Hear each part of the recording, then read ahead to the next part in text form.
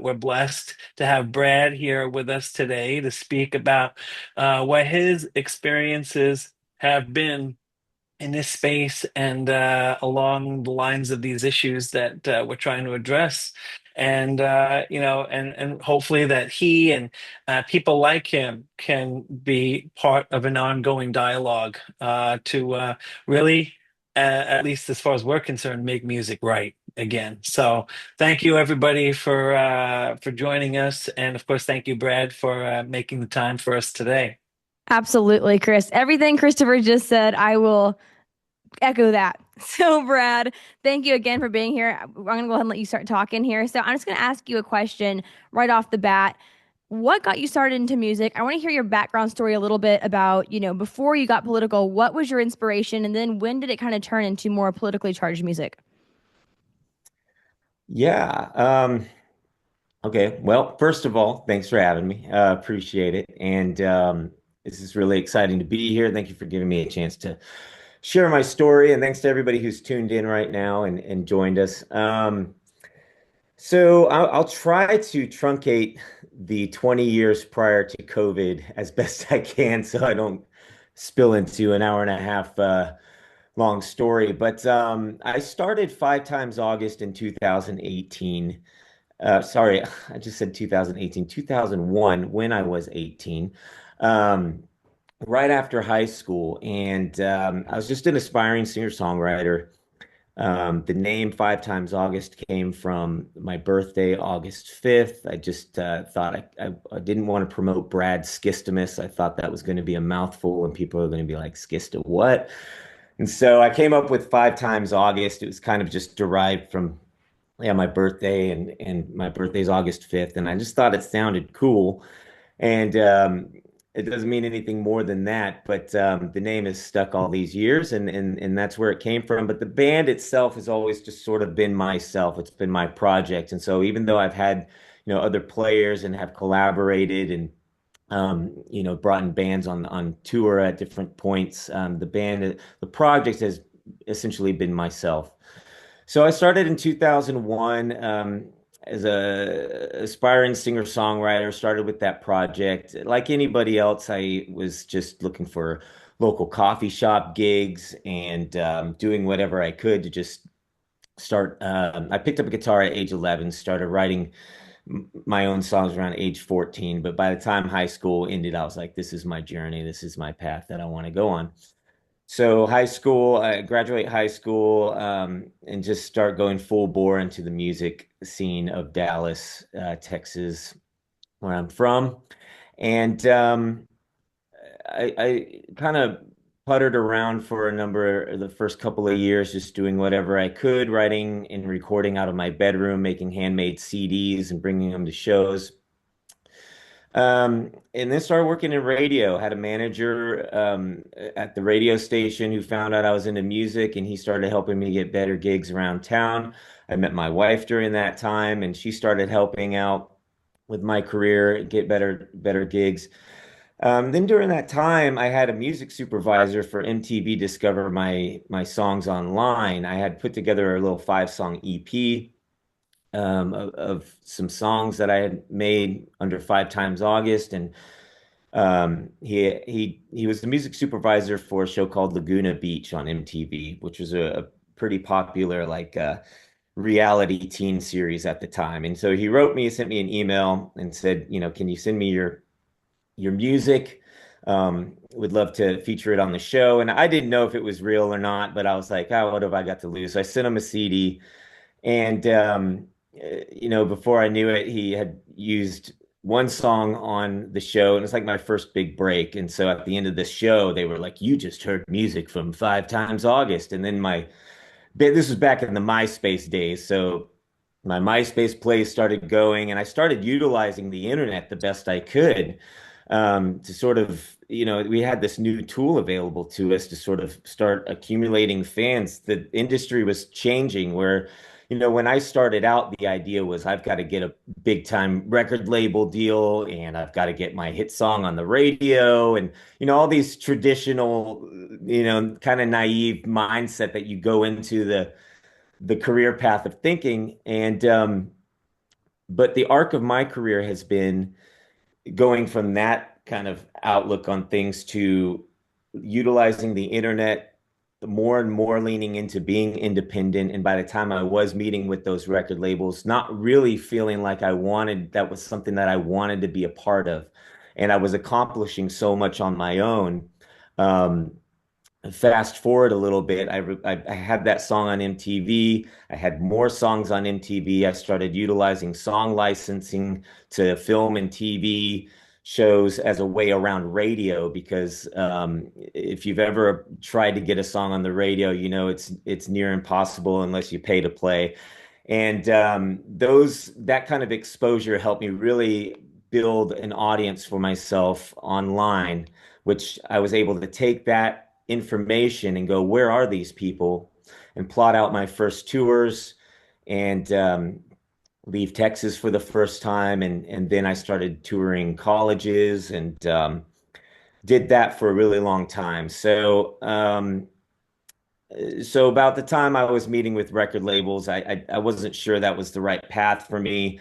I never really uh, absorbed the sex, drugs, and rock and roll culture. I was always a little too clean cut of a guy to do that. I grew up in Texas, as I mentioned, had conservative values, and um, always sort of looked at those sort of figures as, I'll never be me. That's sort of over there. Those guys are cool. They're doing their thing. I'm just going to write these pop love songs and do that. But I think that, then you find yourself sort of mixed and meeting these figures that can help move you forward, but you find yourself in situations where you're like, I don't know if that's right for me. So I'll try to fast forward a little bit more. Let's see.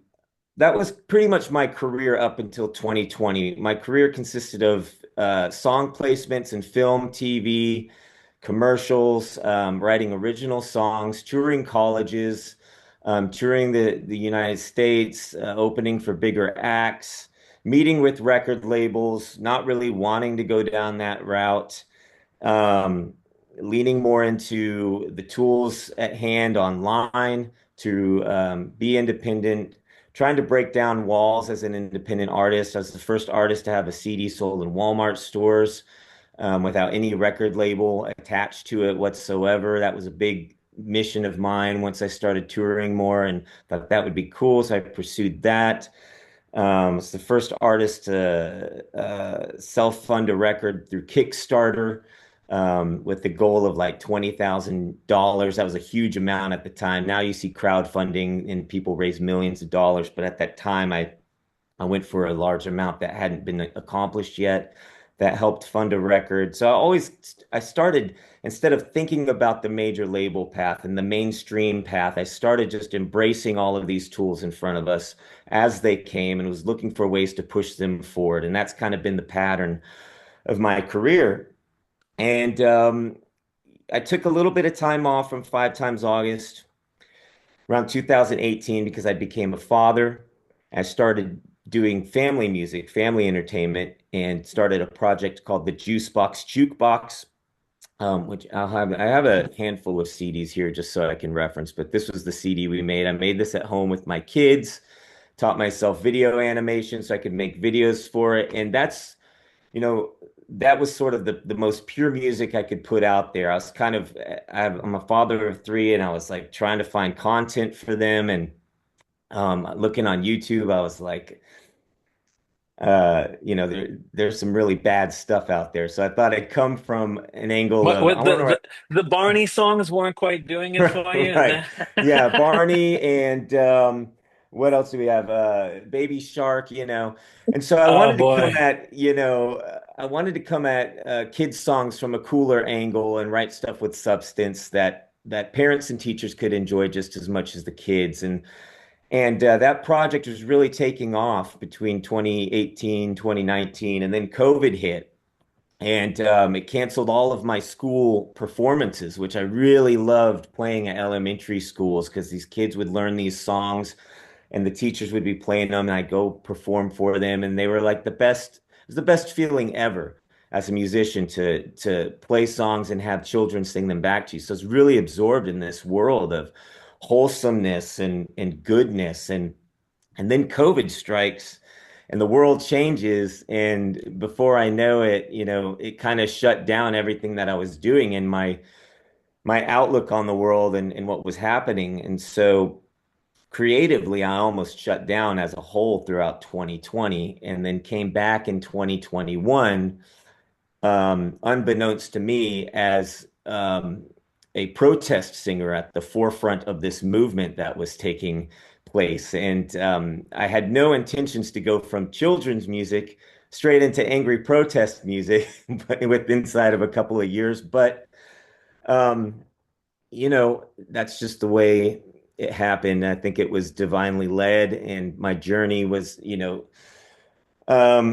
led to be that kind of artist. There were a lot of opportunities that I look back on prior to 2020 where I thought maybe I missed the boat on it, or maybe I should have signed with that record label deal or gone a little more mainstream and played the game a little bit more. But I think that that was part of my journey, and it made me the kind of person, the kind of artist I needed to be in the time in the COVID era to be someone willing to speak up and say things that other artists weren't doing. So throughout 2020, that's what I was waiting for. I was waiting for those musical rock rebels that I always looked at over here as like, that's them, that's cool. It's not really, the life for me, but they're the rebels. They stand up for they know what rock and roll is. And then all of a sudden I find out, maybe they don't know what rock and roll is because a lot of them um, didn't speak up. And if they did speak up, they were making Pfizer commercials and helping push this agenda that I didn't agree with. So, um, I felt like I had to speak up for my kids. I felt like, I need to, where I was wondering where the Bob Dylans were, that, all this music that I grew up listening to and loving that actually stood for something. Nobody was really putting that out. There's a handful of guys that kind of inspired me. Um, and so I say I put on my Bob Dylan shoes and started releasing these songs one after another, and upset a whole lot of that fan base that I had built up over 20 years and lost them instantly. A lot of contacts, a lot of people, friends in the mainstream avenues, and was the door was just slammed instantly without any conversation whatsoever, which was pretty jarring because there's a lot of people I knew that I felt like should have known where my heart was, should have known who I am, should have at least said, "Hey, what's going on? Why are you speaking up like this?" and had a conversation, but didn't happen. So while that was happening and I was losing a lot of fans, I started getting new emails from new people discovering my music and saying thank you for saying what you're saying. And that let me know that I wasn't alone and that other people needed to hear these songs. And I kept leaning. So I had a new thing to lean into, which was, speaking out and starting to discover myself as an artist that I never thought I would be, which is, saying things that I knew people weren't going to agree with, but I knew was right in my heart and things that I needed to stand up and speak out against. And that was a really long rant, but there's a lot of memories in there. I'm weaving in and out from my story and my journey, but that's how I got up to the last couple of years, which has been a whole other journey in of itself. It's like kind of like I everything that was prior to 2020 was one thing, and then 2020 and beyond was a whole other world for me. So I'll happy to digress a little bit and take a question or something. Of course. Well, I appreciate the little story. I mean, it's really interesting to hear musicians like you know, your background and where you came from. I think so many people don't understand that really, like you said, um, they think, oh, this angry protest music, which is fantastic, by the way, if you haven't heard his music, makemusicright.com, real quick ad here, makemusicright.com, like you do ads on webinars, we're about to start. Makemusicright.com, if you go to our talent spotlight on the website, Brad's music's on there. We have a lot of fantastic artists whose music is highlighted by us. Brad's, if you want to find us on Spotify or follow him, go there and you can find all of his music. But it's interesting to hear, you talk about how people really, I guess, um, your fans of so many years who you thought really knew you through your music were surprised to see you stand up for something like this. And I think it's interesting that they automatically, deem you, right wing or crazy or whatever it may be. And I think as an artist, something that I think most artists take pride in is artistic liberty. And I think that, of course, there's limitations to that, but I think as a more conservative leaning artist, it's always very interesting to see the backlash that you or we receive based off something so simple as, hey, I'd like to have, keep my medical freedom intact. I mean, it's not saying you can take whatever you want to do, but on our end or my end or whatever it may be personally, I'm just going to stick to what I believe in, my beliefs. And I think it's amazing that so many people and so many fans, honestly, see that as like a personal attack on on the artist who they think is someone else, or they see it as just it's amazing the vast difference between how the left is received and how conservatism is received when it comes to the arts. So let's do some questions. Chris, I want you to hop in here if you want to. Just anything you have for Brad. I know you are always full of really fantastic questions. Listen, don't raise the bar on me. But I'm just curious. So, this album that's behind you right now in our Mhm. field of view is. Mhm. Can you tell us a little bit about that? Yeah, so that's my album Silent War. That's the album that came together throughout the COVID era, and it took about a year and a half to make. So come 2020, as I mentioned, I kind of shut down a little bit creatively. I released one song called "We Are in This Together" because that's what everybody was saying, and I was still a little hopeful and naive for humanity at that point. And so, I put out this song. It was coming from like a "We Are the World" kind of, uh, you know, vibe, and then a little bit of like, let's band together. And it wasn't specifically about COVID stuff. It was just sort of a come together song. And then shortly after that, the whole world started falling apart, and George Floyd stuff happened, and yada yada yada. So 2021 comes around, and I finally put out this song after a lot of prayer, really. And the song was called "God Help Us All." And I thought in my mind, I have to vent. And the song came. It's like a 5 minute song. It's just me listing out my view of the world, and then this chorus is basically a prayer of asking God to help us all in this moment. And I thought that would be it. And I would just get the song done and put it out. And as I was losing, after I put that out, that's when my whole kind of my fan base started morphing into what it is now and falling to pieces from the other side, and these people coming in. And so then I would release another song. I released another song a few months later called "Jesus, What Happened to Us," and which was a sort of a follow up to that. And then a few months later, I put out another one and another one. And um, the songs on that album are actually in the order that I released them throughout that time. It kind of tells the story of what was happening in the world. It tells the story of how my songwriting story, really, of leaning into it from one song to the next, because you can kind of tell from God Help Us All. It's a little more delicate than songs on the later end of the album, where I'm completely calling out guys like Fauci and Gates by name, and Biden. And so that's how the song came together, or the album came together. The album's called Silent War. And yeah, it was just sort of unfolded over a year and a half of those songs coming out. I would put one song out, make a video for it, and it's a very raw approach to making art, where I spent all these years going from, when I started out, I mentioned I was recording in my bedroom, on cheap gear and just making homemade CDs. And then you build your career up, and before you know it, you're in the studio, you're making these polished songs for TV and radio. And this whole project scaled me all the way back to the beginning, which made me start fresh and feel like I was 18 again. And I had this hunger in me to create something that was very raw and unpolished. A lot of the songs are recorded um, just me play in my bedroom, set up with a few mics, very simple, performing the song. as it is, like, very traditional approach when musicians used to go and perform and take one, take two, take three, until they captured something. And that was my approach to this record. For the most part, the songs are just performances, and I've been really proud of what it's done. The people that supported that music helped that album chart, next to a lot of the mainstream artists that have huge machines behind them.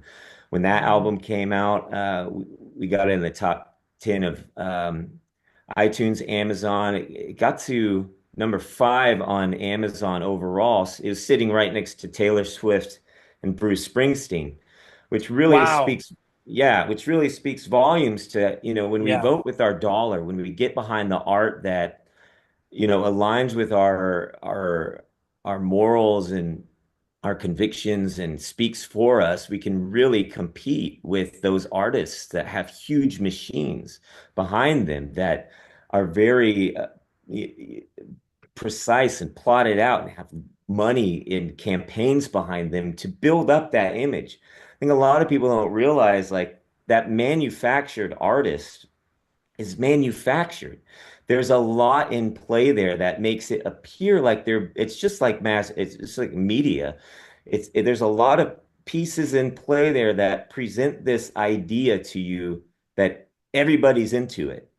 And it's kind of an illusion, whether the music's good or not. There's an illusion at play there that is building it up to be bigger than it is. So the fact that this album, had zero marketing dollars, had a $0 recording budget, I put it out, on my own expense, and people supported it and got behind it, really speaks a lot to the power of the people. And that was an amazing thing to see because I let the music speak for itself and it did its thing, which is a very rare thing to see these days. So, Brad, I want to ask you, you mentioned the machine a few times. We talked about the machine before and I had you on my show actually a little while back and we talked about the need for the machine on the more conservative values driven side of art. And so can you enlighten us a little bit about that, about the machine that you just went into a little bit that does already exist in Hollywood and the music industry, and also what can be done to, I guess, promote values? Make Music Right's mission is to foster a music culture in America that enriches and strengthens our society. And so, with music along those lines, what can we do to really build up the machine on the other side? What needs to go into that?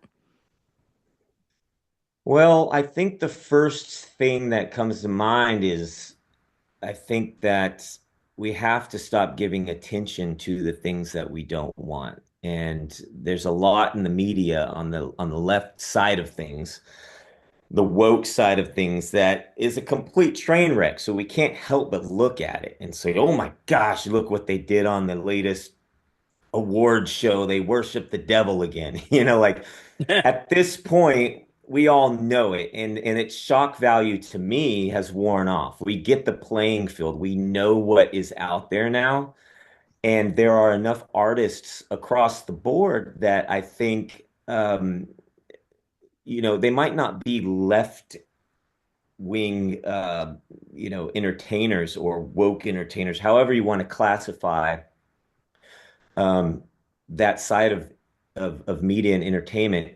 They might not be there, but they're independent enough and conservative enough, or their values align with us enough to start seeking those artists out and lifting them up more and more. And having a platform like Make Music Right is extremely important because it's a place to go and say, if that's not your thing, here's a place where you can find stuff that is your thing.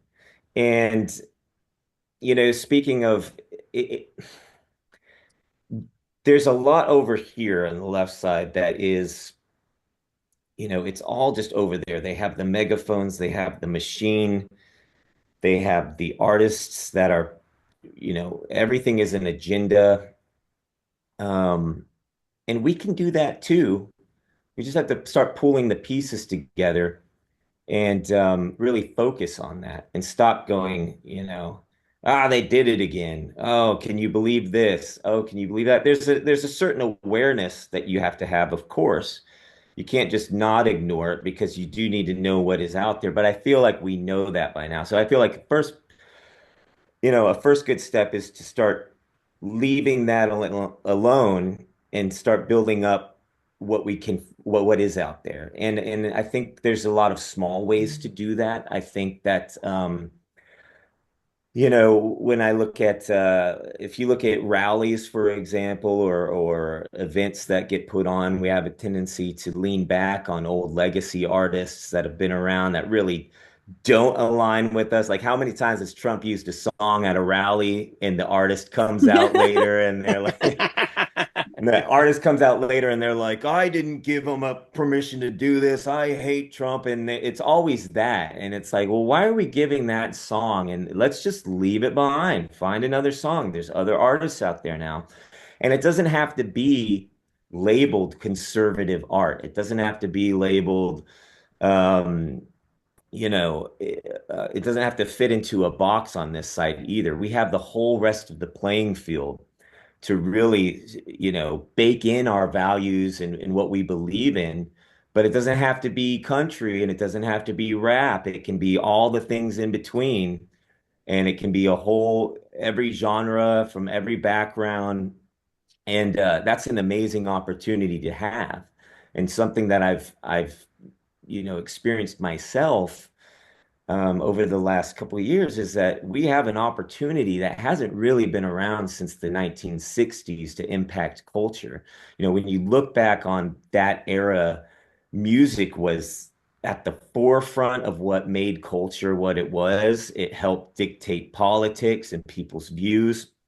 And my experience has been the conservative side of things or everything outside of the left-wing media has always sort of just missed the boat a little bit or doesn't quite understand that yet. That when you really get behind something, all the work you can do in any other way can hit home so much harder through a song or a music video if it's done right.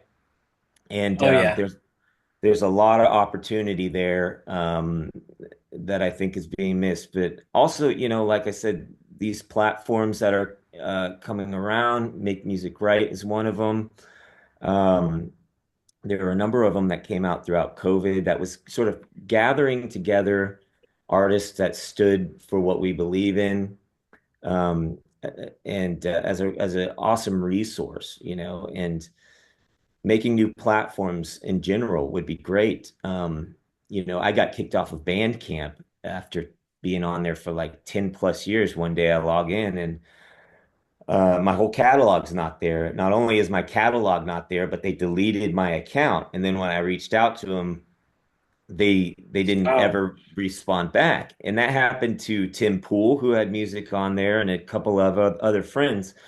You find out that even like this cool indie site that's supposed to be accepting to all has a certain clear bias, and they'll remove you if you don't want. So, having those resources and having new platforms is important as well, I think. So, there's a whole lot of opportunity in front of us. It's just a matter of, I think, ignoring what's happening over here and really taking some time to focus on what we can do, who is saying what, um, and how can we lift them up?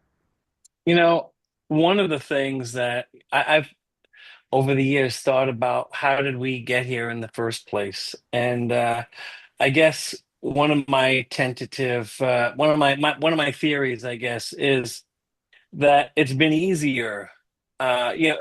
Capitalism, these corporations, a lot of times, it seems like there's not necessarily um, uh, the reason for the ideological bent and the reason things might have gone the direction they've gone is because there was a calculation or conclusion drawn that the easiest, quickest route to the dollar was to appeal to the prurient interest, to say, okay, uh, what kind of content is going to produce the biggest response with the least amount of investment?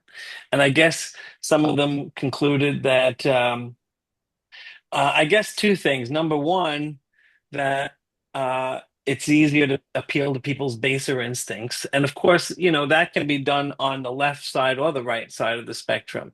But I think uh, the reason they chose the left is at least in part because people are easier to control when they are dehumanized, when they are debased, when the implicit messages that they are uh, that they have transmitted to them are, you're really nothing more than an animal anyway, so it's okay to uh, give in to your baser instincts and just do things because it feels good, et cetera, et cetera. Mhm.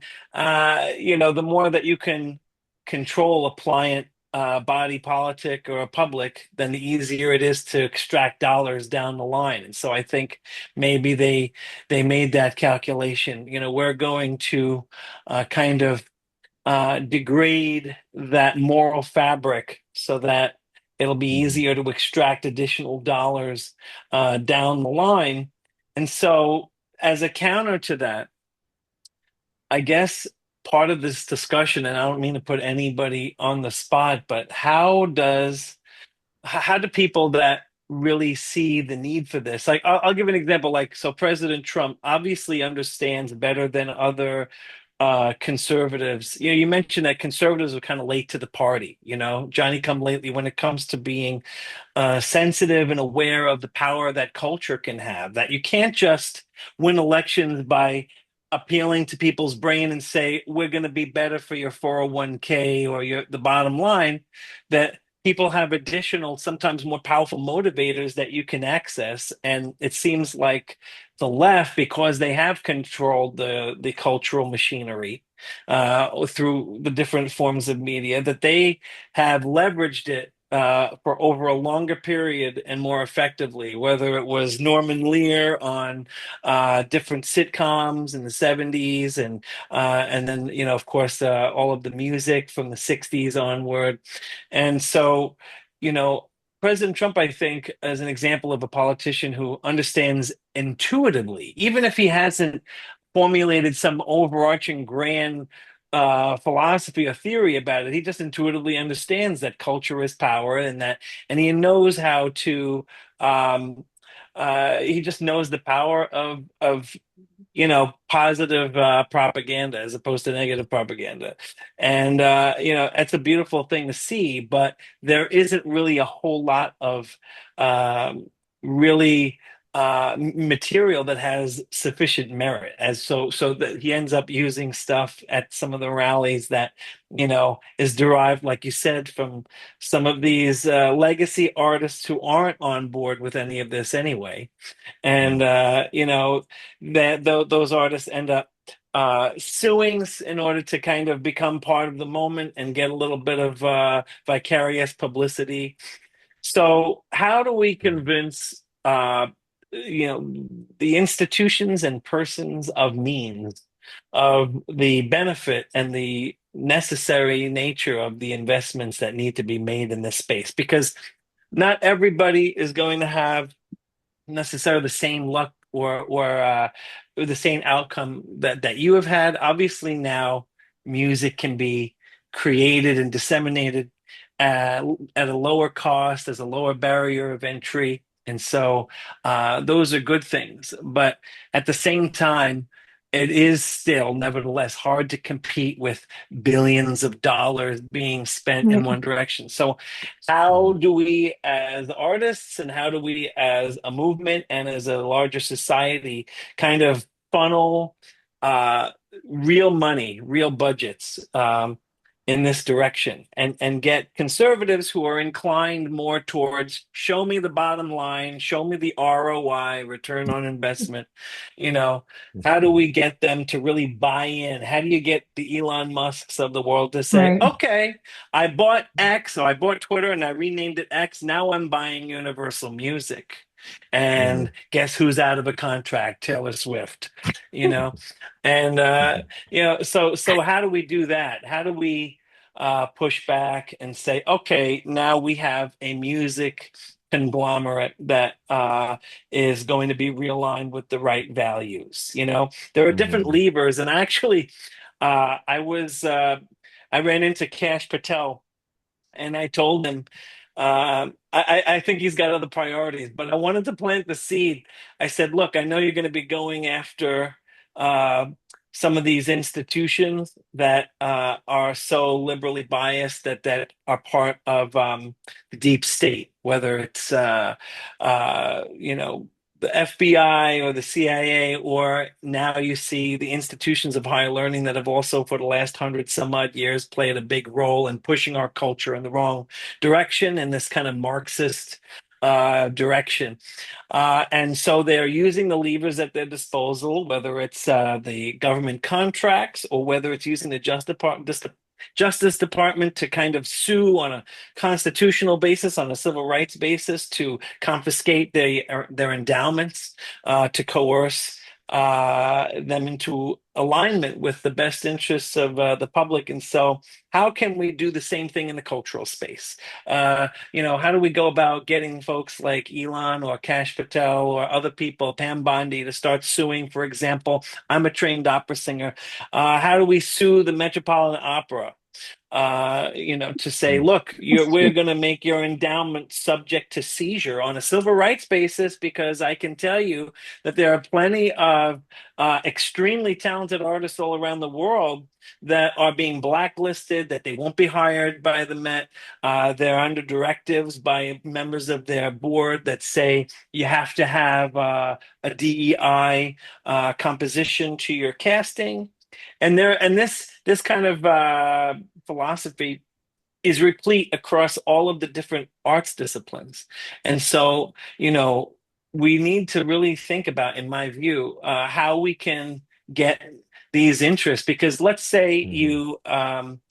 let's say you take over some of the boards of these higher institutions, well, there will be inevitably a vacuum of funding. And so, are you going to have the Elons of the world or other people that have the right philosophy and have the resources to make these requisite investments in Mhm. the long term? And not just for the next 10 years, but for the next 50 years.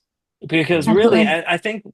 I think we've seen that much more so than spending $1 billion on TV commercials every 2 years, every 4 years. I think that money can be even better spent as an investment in shaping the hearts and minds of the youth, so that they've all you're baking in the right values, so you don't need to hit them over the head with it every 2 years before they go to the polls. Very true. So, Mhm. that could be one way, at least, of explaining why it's so necessary and why it's potentially beneficial to make these investments. But Yeah. I'd really love to see more movement in that space and more discussion about it. President Trump took over the Kennedy Center recently, but that's one institution, and you see already the pushback. All these artists, they're pulling out, they're canceling their shows, and it's going to take a sustained effort to realign an institution like that and others like it, um, with the right values, and get people. The people in the administration have commented that they don't feel, or they hadn't felt comfortable even going into that theater, because they know that they're in the belly of the proverbial beast, that is around them is antithetical to their values. So it's going to Mhm. take time to make the arts a space that uplifts the human condition again in the way that it articulates uh, these things, these concepts, where as opposed to telling everybody it's okay to be a drug addict and it's okay to be a sex worker. It's Mhm. empowering, actually, to put a needle in your arm and then and to be a sex worker. Mhm. That's a beautiful, empowering thing. Who are we to judge? Well, I We think we are to see the judge. outcome of that. Yeah, half these artists end up committing Mhm. suicide, and there's a reason It's for very that, of sad. course. Yeah, Right. absolutely. No, that's So, Yeah. so much. No, go ahead, Brad. Yeah. Oh, well, I think you're right. It's going to take some time. I think there's a lot to unpack there. I think a lot of it does have to do with reverse engineering our social expectations of the messaging behind our art. what art can do. Right now across the board in the mainstream avenue, most of that art is fluff and trash and degrading to humanity as a whole. And that's what people are used to. As long as it's got a good beat, or Yes. it's pretty to look at, they will forgive anything. And so I think, one of the tough tasks at hand is really reconnecting with and making great art. Now that's a broad statement, but there's a reason why, Hollywood is rebooting everything that we grew up with. And it's because that was the good stuff. There was something about it that made an impact. There was care and attention, good story, Well, and at they're least trying. most of us are re-experiencing it. With all due respect to Chloe, who's probably encountering some of the stuff for the first time, being only 19 years old. Yeah, well, It's not new, Chloe. We've seen these movies been there, before. done that Believe before. me. Right. Believe Yes. me.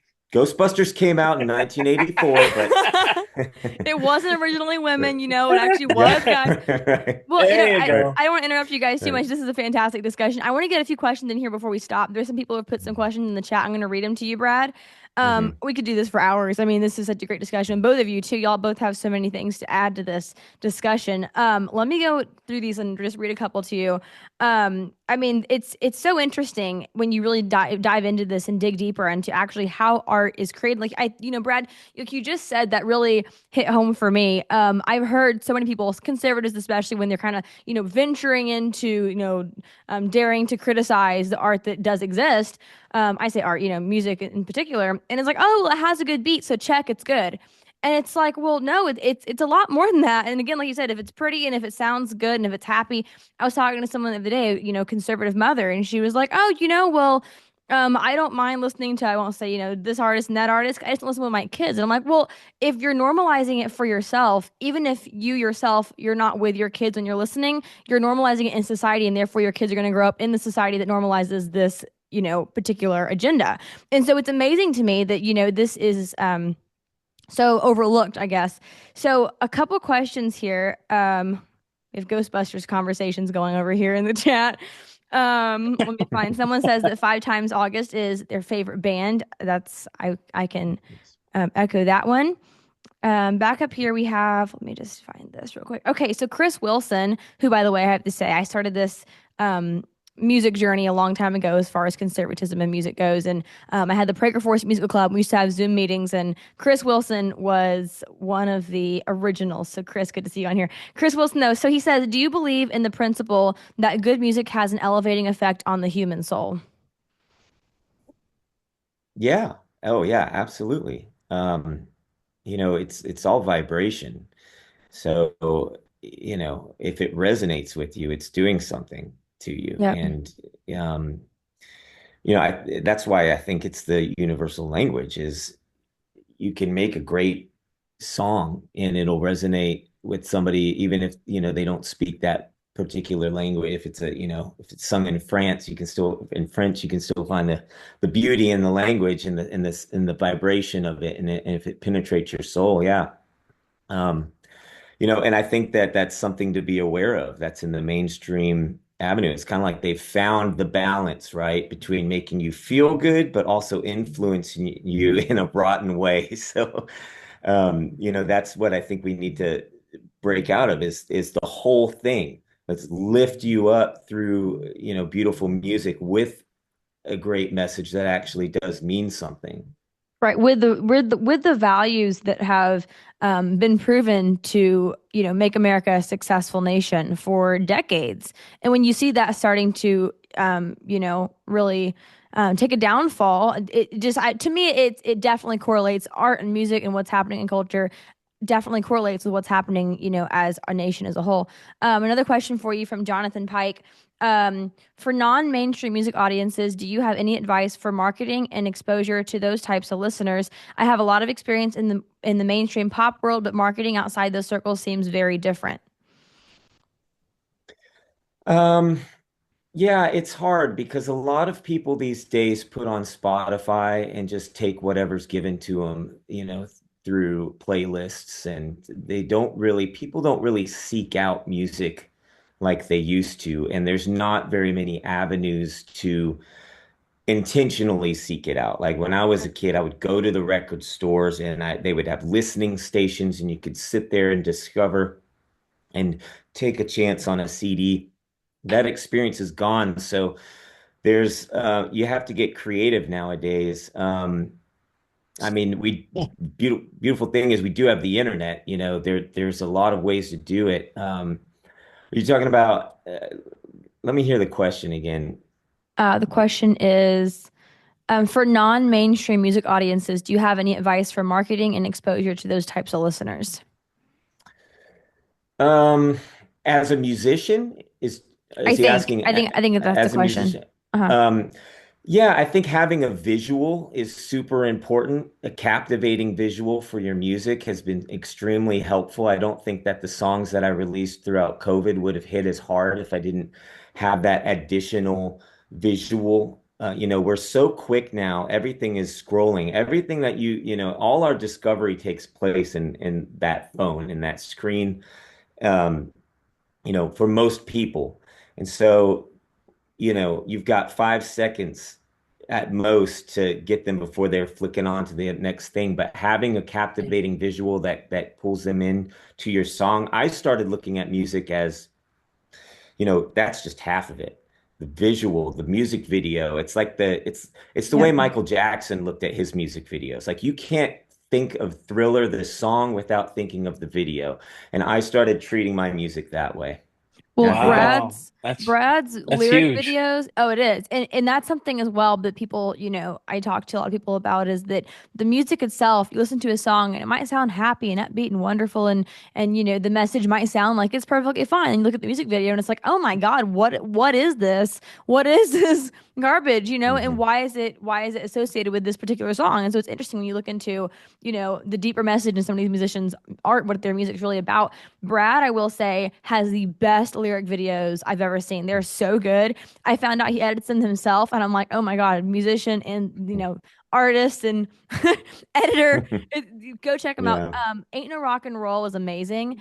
That's the first song I heard of yours. A friend sent it to me back before I knew who you were, and was like, "You gotta talk to this guy. It's fantastic." And it's just it's amazing to see the visual without it being an actual filmed video on some of those lyric videos, actually see, I guess, the vision behind it with just the art you've created through the music video. Just really awesome. So when you're speaking about non-mainstream, I mean, what was the budgetary situation like? Just to speak to some people who might be facing barrier of entry issues. Mhm. I mean, how what was your experience as far as how much it costs to produce some of this stuff, these visuals? Well, my visuals don't cost me really anything. I mean, really, so it's interesting. I became a video editor by force, actually, through my kids' music project. I created little songs and I thought, oh, these need to go on YouTube with a good little visual. And so I started teaching myself how to do these they're almost stop motion. It's just a certain style that I have now that it's like a little stop motion cut and paste sort of look. And I did that for every song on my kids' album that I made. And so I had 14 videos behind me before I went into the COVID era of creating my own visuals. And I just sort of took that skill set and started applying them to this side of the conversation and these songs, which create, is a darker tone for sure. But I think that's something that musicians, especially indie musicians, need to be aware of is that the more skills you have to take on things on your own, it's more hard work, but it's also an expression of your art, and you can better control it that way. But teach yourself a new skill. I That's something that I so my dad. I'm blessed to sort of have more of like a visual artistic mindset with things a lot, and sometimes I tend to take it for granted because I'm just so that's just another part of how I express myself. And my dad was an illustrator growing up, so I was drawing all the time as a kid. Um, and then, when I started doing music, I was designing my own shirts and my own tour posters. And Then I had to teach myself HTML to create my own website, and so every step of the way, if I didn't have the money. So what did I do was I just had to start teaching myself, and it does take time. But once you know how to do it, you can keep up to, with your own website. You can make your own shirts and posters, and I did all the artwork for the album, and it's that's another way to do things. I'm very bootstrapped, I'm just very used to doing things in that way. That's not to say I never spend any money on working with other people. Um, or for videos. Right now, I am actually working with another animator on the next video, and but it's not like I hired this big company, and I've got 17 people working on this project, and I've got to pay Right. them. It's very contained, and there we have incredible tools at our disposal. So you can do a lot with very little these days, whether it is promoting your music and getting creative in ways to, when I started making these videos, I just started sending them to people and saying, certain conservative accounts saying, hey, check this out. And that can go a long way. Just somebody sharing your stuff. Ultimately, Glenn Beck shared my song Sad Little Man about Fauci. And that put me on a whole other level of, getting in trouble with online censorship, and I was like, oh geez. So Wow. it's stair stepping and being patient, looking for avenues to, and keeping your not restraining yourself inside the box. But sometimes it is easier to also just, find somebody you can trust and pay them to do something. Well, So I want to Well, interject. Sorry, I Chris. think just Go one ahead. more comment. I think that for people thinking, well, you know, I've only got so much bandwidth. I think hmm when you're starting out, it makes sense to verse yourself enough in the different aspects of your business that at the very least, when you do have the opportunity to scale up, that you can still speak with the people you're collaborating with in an intelligent fashion. You know the nomenclature, you know the hmm shorthand. And so I think even if you're delegating, you'll be a more effective, wise delegator, having, firsthand experience with some of these elements that might not be, so if you're a musician, it might not have something directly to do with the music, but you still can speak intelligently about some of these other dimensions to make sure your music gets to the people it needs to get to. Absolutely. And hmm I want to add to what both of y'all just said. I think it's interesting too. With Brad, he's done an absolutely amazing job with all aspects, I would say, of the delivery of his music. And I think it's a blessing that he actually has enabled himself to be able to be behind the creation of every aspect of his own music. But realistically speaking, imagine how much more effective it would be to get music like Brad's out on a larger scale if there was more of a machine backing artists like Brad. I mean, think about and of course maybe you risk losing some of the personalization. And so maybe there's some things to be discussed there, and that's a whole other discussion. You don't want to lose that. But I think it's interesting when you think about the way music is almost mass produced now. There's a fine line between wanting to get certain values into culture at a higher level, and then also not losing that initial in-depth, I guess, artist to listener experience. We have like two more questions on here. I want to wrap up pretty soon. I want to keep everyone on here for too long. Um, Again, like I said, we could do this for hours. So there's two more questions I want Brad to answer, and then we'll just wrap up after that. So Glenn Baker here, who's actually a musician as well, you guys. He said, let me see. Question is, how do we help to break the habits that the multitudes have to spend money mainstream instead of the new economy of right music or entertainment? So I guess the question is kind of along the lines of, you know, there's so much of a habit to just go with the mainstream. How do we break that habit? Is how I'm interpreting that. hmm Um, I think the same way that we broke the habits with mainstream media, and news is we started, just ignoring, like I was saying earlier, we started just sort of ignoring that and then focusing on, you look at the alternative media outlets that were alternative a few years ago, and now they're actually becoming mainstream outlets. And I think that it does involve a certain kind of participation, I think, in and awareness and what's the word I'm looking for? Um,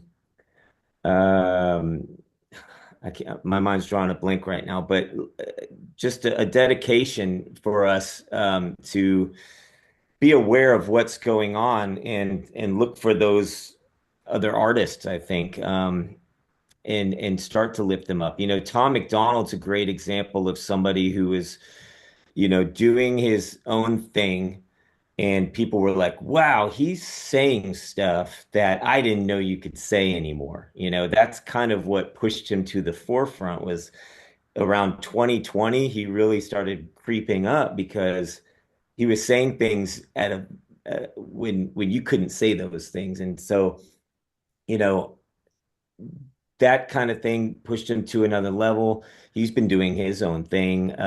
His whole operations family operated and shoots his own videos, stuff like that. And he's competing now, with those mainstream Yep. artists and getting, just as known as them.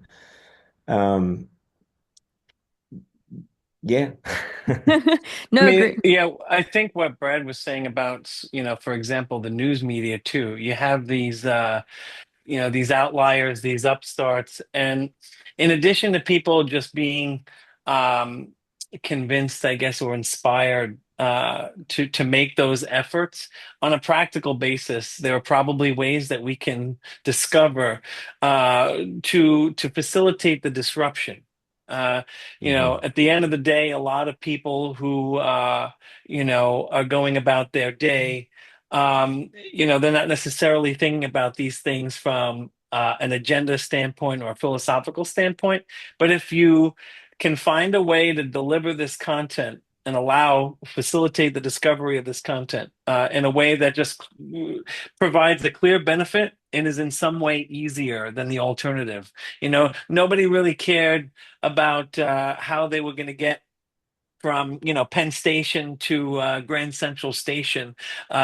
They just knew that it was a pain in the ass to get a taxi cab, and so you had a disruptor like Uber come along and provide a compelling alternative. And so I think that there are probably ways that we can provide the compelling alternatives in the discovery of music that folks and artists like you and I believe in. And so if we provide that clear benefit and make it easy, I think Mhm. that'll go a long, long way in the disruption we're Absolutely. looking for. And then, like Brad said, eventually that new medium, that new mechanism actually becomes mainstream. It becomes mainstream.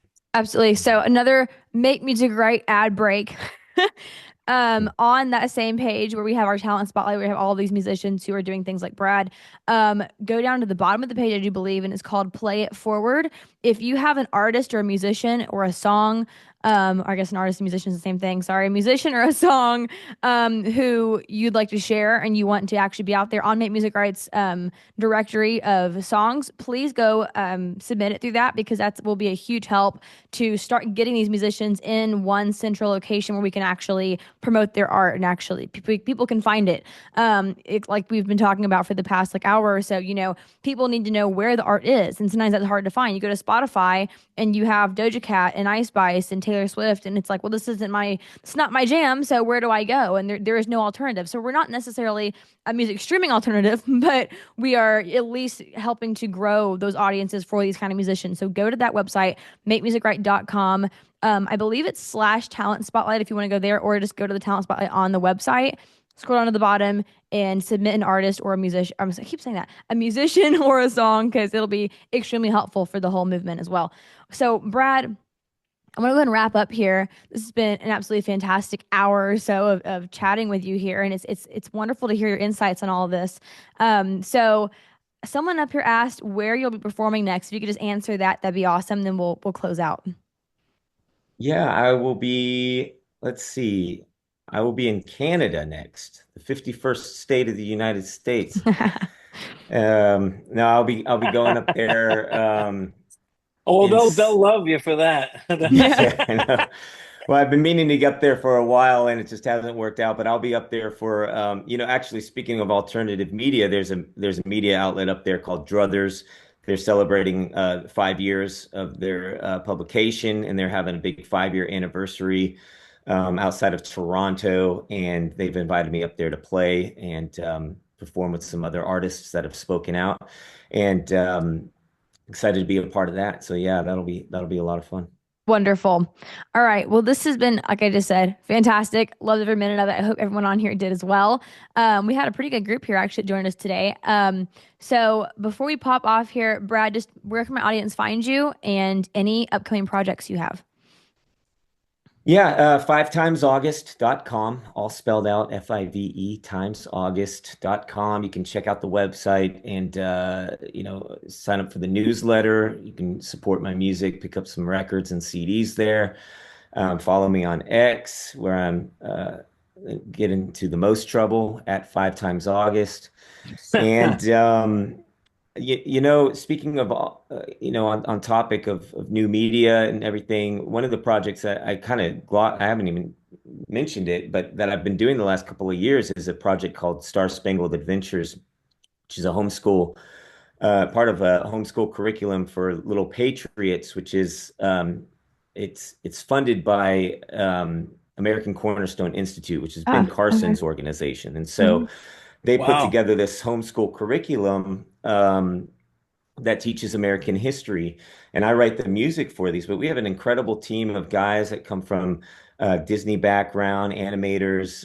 We make these, 5 to 7 minute They shorts must that. be former Disney employees. Right. Well, that's the thing is that, Yeah. we've got this team of Yeah. disgruntled, displaced Yeah. people that are looking for, new avenues. And to me, that to me is like, there's a little genesis, a little nucleus of Yep. something that could become another Disney down the Wow. road. And that's what I see coming together over the last couple of years and where we're going is, all the pieces are just sort of starting to form for this new paradigm, and we're right at the beginning of it, so it is an exciting time. It's just a matter of taking what used to work and refining it for our own benefit, and discovering new ways to push projects out there, I think, as well. Amazing. That's fantastic to hear, Brad, about that project. That sounds like, your album, I don't remember. I don't know if it's called Where Did I Go is the name of the album, but the song that Hmm. has that song on it, I love the entire Hmm. album and it sounds like it's a movie Thanks. soundtrack. And I listen to it on repeat Thank like you. every single day. And it's cool to hear you say, you're writing music for something besides releasing it. I think that's so important too to get these artists into embedded in more than just, actual releases of a song. So that's really cool to hear. All right, you guys. So before y'all pop off here, I have just one announcement to make here. Make Music Right is having we're having our first fundraising gala on August 8th. 7 p.m. in Westchester, New York. It's gonna Laura Trump's gonna be our headlining speaker. Scott Lebedo, if you know of him, he's a Patriot artist. He is going to be auctioning off an original piece there at the fundraiser. You are not going to want to miss his performance. Christopher's going to be singing live with him. So it's going to be an amazing experience. So head on over to makemusicright.com/events to get your tickets. And hopefully we'll see some of you guys there. Also, please, again, do support Brad at his website. Please also support Make Music Right at our website, makemusicright.com. And again, thank you so much for being on this webinar. It's so awesome to see all of your faces on here. Some familiar faces, some new faces. It's always really great to just get this conversation going, and it's an absolute pleasure to have both Brad and Chris on here today. So thank you both for being on here. Yeah, thank you so much. This was a lot of fun. Absolutely. Y'all have a great Thank you, everybody. y'all have Thank a you great so week. much. Thank you. All right, bye bye, y'all. All right, Stay bye. strong. Thank Ciao, you. ciao.